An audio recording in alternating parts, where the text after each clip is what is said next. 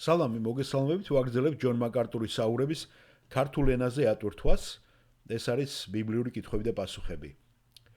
მამაკაცი სვავს შემდეგ კითხვას. ჯონ, ერთხელ როდესაც თქვენ ახსენეთ ესეთი რამე თქვით, რომ რუსეთის ყველაზე დიდი მტერი ჩინეთი არისო.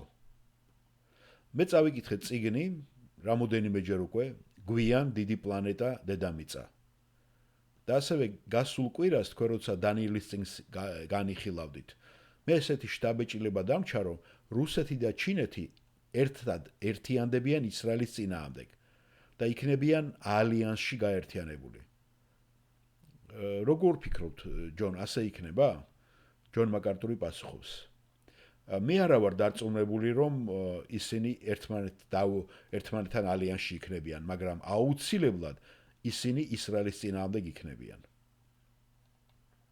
მე ფიქრობ, ის რაც თქვენ გაქვთ, ეს არის მთლიანად ალყაში ისრაელი, დასავლეთიდან, ჩრდილოეთიდან, სამხრეთიდან, აღმოსავლეთიდან. ანუ ყველა მხრიდან მას შემოუტევენ.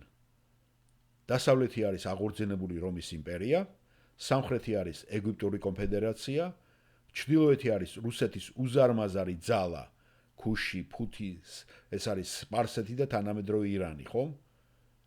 და შემდეგ გეყოლებათ აღმოსავლეთის მეფეებიც.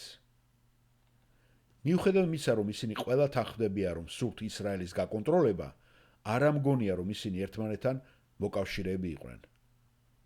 მე ვფიქრობ, რომ რუსეთს სურს აღმოსავლეთში კონტროლი დაამყაროს და ჩინეთსაც სურს იგივე.